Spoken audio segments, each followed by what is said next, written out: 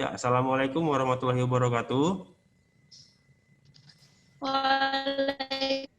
Waalaikumsalam warahmatullahi wabarakatuh. Ya, hari ini kita akan menyambung pembelajaran kita yang kemarin tentang sistem gerak pada manusia. Warahmatullahi wabarakatuh. Ya, oke. Sistem gerak pada manusia ya. Jadi kemarin kita sudah belajar tentang tulang, ya, tulang, sendi, dan otot, ya. Oke, tulang, sendi, dan otot. Nah, kita udah belajar tentang tulang, kita udah belajar tentang sendi. Nah, sekarang kita akan belajar lebih dalam tentang otot pada manusia. Nah, otot pada manusia itu terdiri dari 3 jenis ya. Yang pertama otot lurik atau otot rangka, yang kedua otot jantung, dan yang ketiga otot polos ya. Sesuai namanya otot lurik atau otot rangka ini terletak di rangka, melekat pada tulang ya. Jadi otot lurik ini adalah otot-otot yang melekat pada tulang. Sedangkan otot jantung ini adalah otot yang hanya terdapat di jantung ya, hanya terdapat di jantung. Sedangkan dan otot polos ini terdapat di organ-organ dalam, di pembuluh darah, di lambung, di usus dan di alveolus ya. Organ-organ dalam pada manusia. Oke. Selanjutnya kita ke ciri-ciri dari tiap-tiap otot. Nah, kemarin sudah saya bahas singgung sedikit ya. Jadi kalau otot polos, yang pertama kita bahas otot polos dulu. Itu cara kerja secara tak sadar atau involunter atau di luar kesadaran, bukan tak sadar ya, di luar kesadaran. Tidak bisa kita atur cara kerjanya, mau cepat mau lambat itu nggak bisa kita atur. Contoh itu pada saluran pencernaan ya. Nah, ciri-ciri otot polos yang pertama itu selnya berbentuk kelendong dan berinti satu. Nah, kalau kalian lihat di sini, inti sel pada otot polos itu hanya satu dan letaknya ada di tengah, ya. Oke. Menyusun sebagian besar organ dalam ginjal, uterus itu rahim, pencernaan, organ pernapasan dan mata. Oke. Nah, yang kedua ada otot lurik atau otot rangka. Bentuknya seperti ini. Nah, ciri otot lurik yang pertama itu selnya berbentuk silinder, intinya ada banyak, inti selnya ada banyak dan tidak bercabang. Nah, inti selnya ini letaknya ada di pinggir. Ya, beda sama otot polos tadi yang letaknya di tengah. Oke.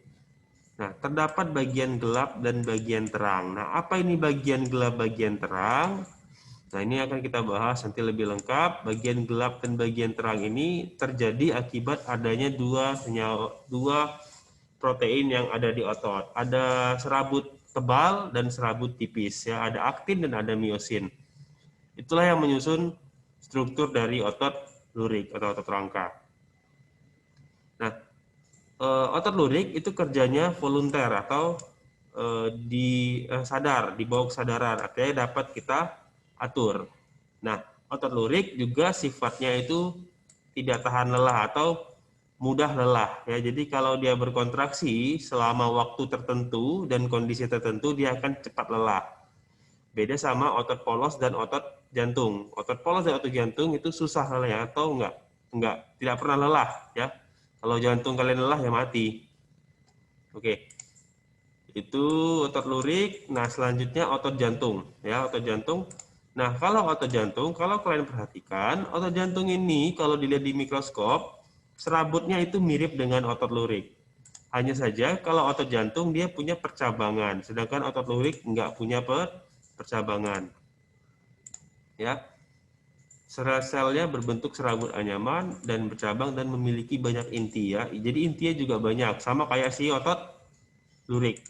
Tapi cara kerjanya mirip dengan bukan mirip, sama malah ya, sama dengan otot polos, yaitu involunter ya. Involunter itu di luar kesadaran dan dia sangat tahan terhadap lelah, jadi dia nggak pernah lelah. Hanya terdapat pada organ jantung ya. Jadi hanya terdapat di jantung, otot jantung. Ya, sesuai namanya, otot jantung, hanya terdapat di jantung. Nah, sekarang kita ke struktur otot ya, otot. Kalau di bahasa sehari-hari kita menyebutnya ini daging ya. Jadi kalian pernah makan daging ayam, daging sapi, nah, berarti kalian pernah makan otot ayam dan otot sapi. Tapi kalau dalam kehidupan sehari-hari nggak mungkin kita bilang misalkan kita ke pasar, Pak, Bu, beli otot sapi, bingung mereka ya, jadi beli daging. Jadi daging dan otot itu sama. Nah, kalau kalian perhatikan di daging ya, itu ada, kalau kalian makan daging ayam, itu ada seratnya kan? Ada serat-seratnya. Nah, serat itulah yang dinamakan serabut otot. Ya, serabut otot. Nah, kalau serat tadi diperkecil lagi dan diperkecil lagi, ya didapatkanlah struktur yang namanya miofibril. Ini dia. Ini serat otot yang besar tadi diperkecil jadi miofibril. Mio itu artinya otot, fibril artinya serabut. Ya, jadi miofibril bisa kita sebut sebagai serabut otot ya. Serabut otot. Nah, ini miofibril. Oke. Nah, di miofibril ini ada filamen. Ya, ada 2 filamen yang ada terdapat di miofibril. Yang pertama filamen tebal. Yang kedua filamen tipis. Kalau filamen tebal itu namanya miosin, ya, miosin. Filamen tipis namanya aktin. Jadi ada aktin dan miosin, ya. Itu kalian ingat. Filamen tebal dan filamen tipis, ya. Aktin dan miosin. Nah, aktin dan miosin ini akan menciptakan struktur atau daerah-daerah di miofibril yang ada satu daerah yang warnanya lebih gelap dan ada satu daerah yang warnanya lebih terang. Nah, kalau kalian lihat di sini, nah ini yang lebih terang, ini yang lebih gelap. Ini terang, ini gelap. Ini terang, ini gelap, dan letaknya itu berselingan ya. Jadi antara gelap dan terang itu bergantian, berselang-seling ya. Terang, gelap, terang, gelap, terang, gelap. Oke. Nah, kenapa bisa warnanya gelap? Nah, kenapa warnanya gelap? Karena di dalam yang gelap tadi terdapat banyak filamen tebal, ya. Jadi warnanya lebih gelap dibandingkan yang daerah lain. Filamen tebalnya lebih banyak. Nah, sedangkan di daerah yang terang itu banyak sedikit terdapat filamen tebalnya. Lebih banyak filamen tipisnya ya. Jadi bukan berarti di daerah yang terang ini nggak punya miosin, punya, tapi dia lebih sedikit. Nah, daerah yang terang ini namanya I-band atau pita I. I ya. I dari kata isotropik. Isotropik itu kayak jadi terang, pita terang ya. Band itu pita ya. Oke. Nah, kalau pita gelap ini namanya E-band ya, pita A, anisotropic pit band. Pita A. Oke? Nah, jadi ada pita terang, ada pita gelap. Ya, ini nanti kita lihat ini ya. Oke. Nah, oke. Nah, di dalam pita gelap ya, di dalam pita gelap ya, di dalam pita gelap ini, di pita gelap berarti pita apa? Pita A ya. Ya, di pita A terdapat garis yang namanya garis Z. Garis M. Garis M ya. Kalau yang di pita gelap garis M. Kalau di pita terang ada garis Z. Di pita gelap ada garis M. Nah, di samping-samping garis M itu ada daerah terang. Daerah terang di pita gelap ya. Jadi nanti kalian ingat, ada pita gelap, ada pita terang. Ada daerah gelap di pita terang, ada daerah terang di pita gelap.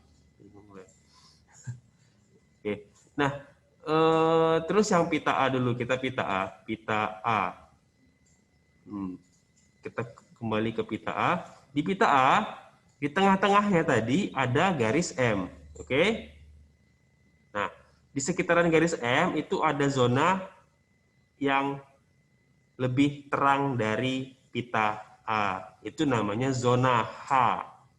Ya, zona H. Jadi zona H ini adalah zona terang di daerah gelap, di pita gelap. Jadi walaupun di pita A itu pita gelap, tapi ada daerah-daerah tertentu, daerah yang di tengah-tengah dekat garis M yang kondisinya lebih terang daripada pita A. Oke, nah kita ke pita I. Di pita I kan pita terang ya. Pita I itu pita terang. Nah, di tengah-tengahnya ada daerah yang gelap. Itulah yang namanya garis Z. Garis Z. Oke. Jadi perlu kalian catat ini pita I, pita A, zona H, zona garis Z, garis M, ya. Oke. Nah, antara satu garis Z dengan garis Z lain itu namanya sarkomer, ya. Jadi antara satu garis Z dengan garis Z yang lain itu namanya sarkomer. Nah, jadi di dalam miofibril itu banyak sekali terdapat sarkomer ya, nggak cuma satu. Jadi antara satu garis Z dengan garis Z lain terdapat sarkomer ya. Ini sarkomer, ini satu sarkomer. Jadi kalau ini tiga sarkomer kalau yang di sini ya. Oke. Nah, supaya lebih jelas kita lihat dulu videonya. Nanti bisa kalian lihat video sendiri sebenarnya. Oke.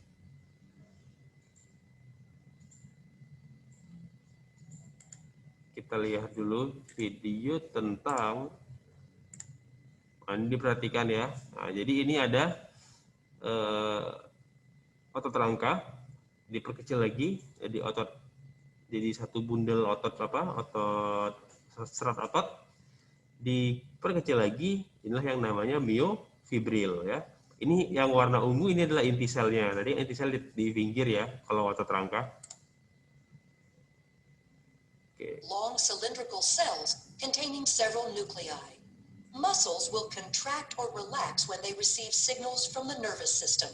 Oke, jadi kontraksi otot itu neuromuscular junction is the site of the signal terminal and muscle fiber called sarcomeres. Oke, ini ya. Jadi antara satu garis Z dengan ini garis Z ya, ini garis Z, ini garis Z. Nah, dari satu garis Z ke garis Z lain itu namanya sarkomer, satu sarkomer. To one another down the length of the myofibril. Each sarcomere consists of alternating thick and thin protein filaments. Oke.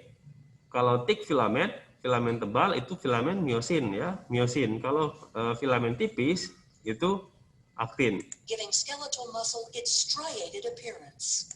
Nah, bagaimana otot bisa berkontraksi? Otot bisa berkontraksi karena kedua filamen tadi ya. The muscle contracts when these filaments slide. Nah, saat otot berkontraksi, serabut ototnya akan memendek, sedangkan saat otot berelaksasi, serabut otot akan memanjang. The thick filaments are myosin, which are anchored at the center of the sarcomere, called the M line. The thin filaments are composed of the protein actin, which are anchored to the Z lines on the outer edges of the sarcomere. Because the actin filaments are anchored to the Z lines, the sarcomere shortens from both sides. Oke. Nah, jadi saat berkontraksi, otot akan memendek. Filamen-filamen tadi akan memendek. Along the myosin filaments. Although the action between the filaments is described as sliding, the myosin filament. Oke ya, ini kalau diperbesar lagi seperti inilah yang namanya filamen tebal atau miosin.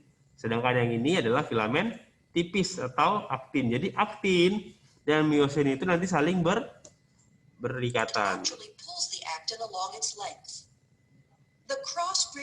Nah, saat miosin dan aktin tadi berkontraksi, dia akan membentuk yang namanya jembatan silang, ya, atau cross bridge. Myosin filaments attach to the actin filaments and exert force on them to move.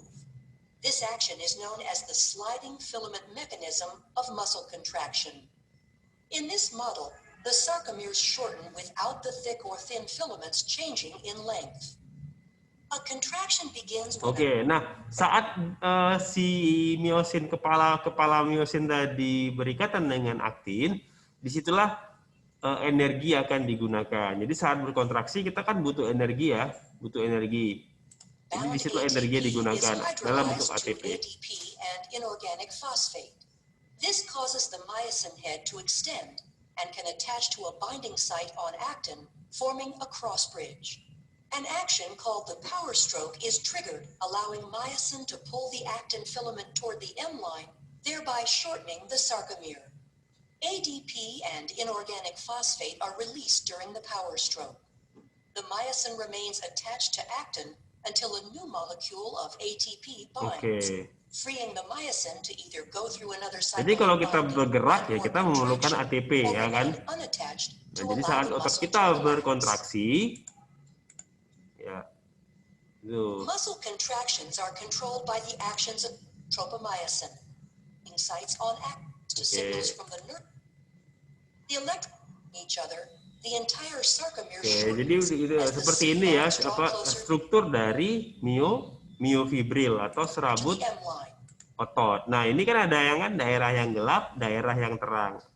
Nah, kalau kalian lihat di sini, perhatikan di sini, ini daerah terang kan? Di tengah-tengah daerah terang itu ada garis. Berarti kan lebih gelap ya. Nah, ini garis apa? Daerah gelap di pita terang itu berarti garis Z, ya. Nah, kalau kalian lihat di sini lagi, ini pita gelap. Tapi di tengah-tengah pita gelap ada daerah terang ini. Nah, daerah terang ini namanya zona H. Di tengah-tengah zona H ada garis M.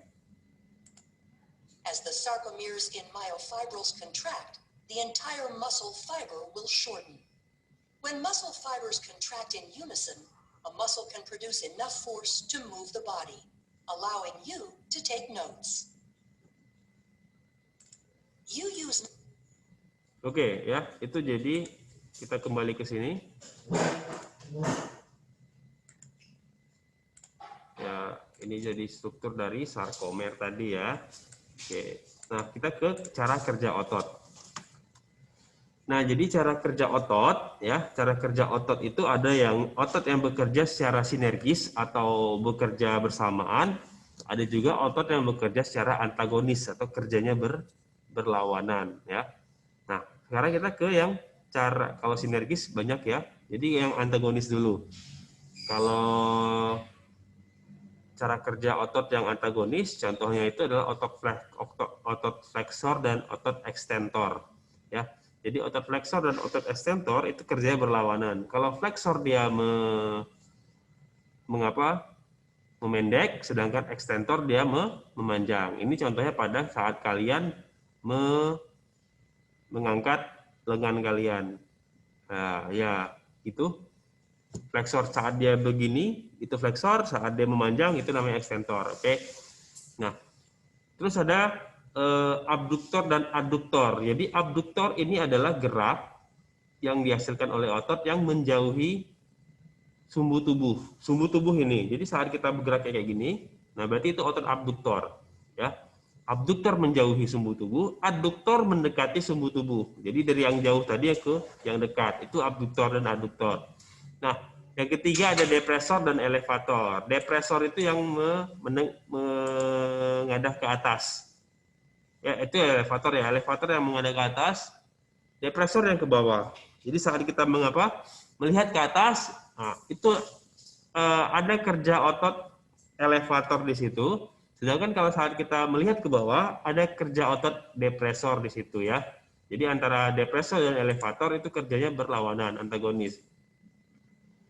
Nah, yang kedua, yang terakhir ada pronator dan supinator. Nah, pronator dan supinator ini adalah gerak mengadah dan menelungkup dalam telapak tangan.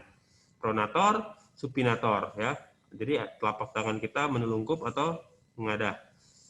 Oke, itu cara kerja otot. Nah, selanjutnya kita ke gangguan tulang ya, gangguan tulang. Gangguan pada sistem gerak pada umumnya sebenarnya. Oke, yang pertama, gangguan tulang yang diakibatkan dari kesalahan sikap duduk ya. Yang pertama itu ada yang namanya lordosis ya. Jadi lordosis ini kelainan tulang leher dan punggung yang terlalu membengkok ke depan. Jadi kalau dia membengkok ke depan itu namanya lordosis. Nah, yang kedua ada kifosis. kelainan tulang punggung yang terlalu membengkok ke belakang atau bungkuk, itu kifosis. Dan yang ketiga, skoliosis, kelainan tulang punggung terlalu membengkok ke kanan atau ke kiri. Ya. Nah, jadi lordosis, kifosis, skoliosis ini dapat terjadi akibat yang pertama mungkin kesalahan sikap duduk yang terlalu sering.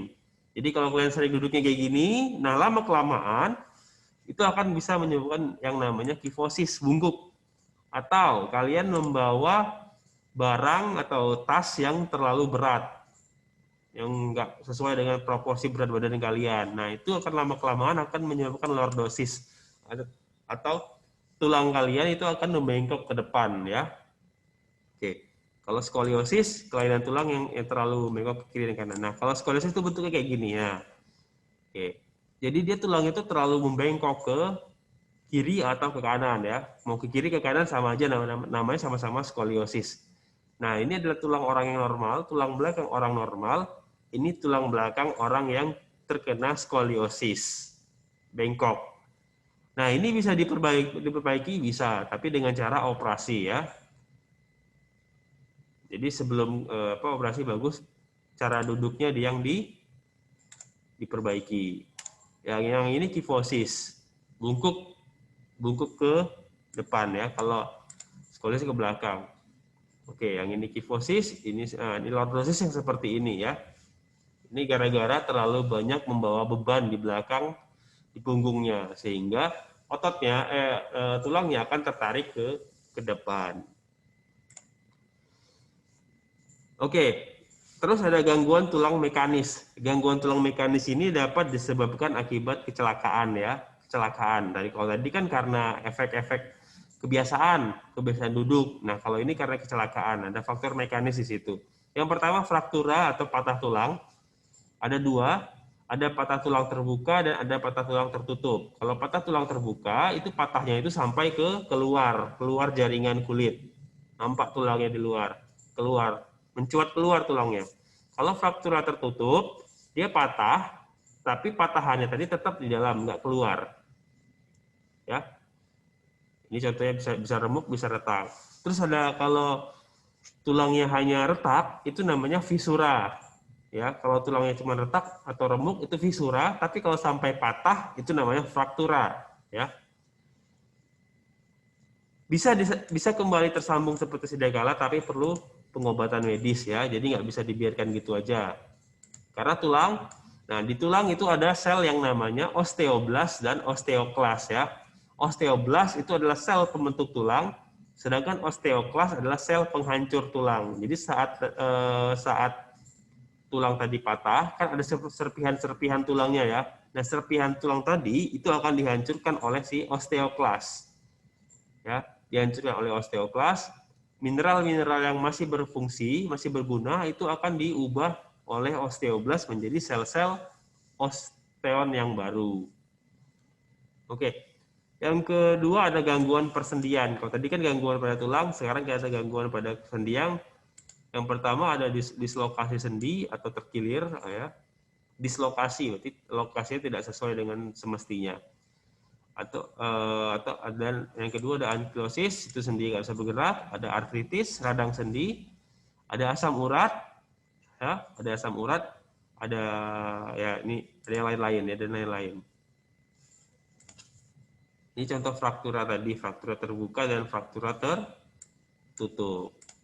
Nah, satu lagi ini rakitis, ya, penyakit rakitis. Ini juga penyakit yang menyerang sistem gerak, contohnya tulang.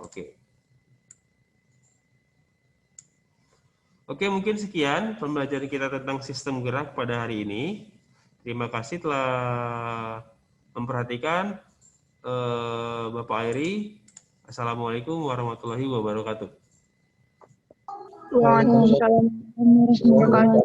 Oke, modulnya itu bisa kalian lihat di di psikologi, ya, sudah Bapak kerjakan. Terima kasih. Assalamualaikum warahmatullahi wabarakatuh.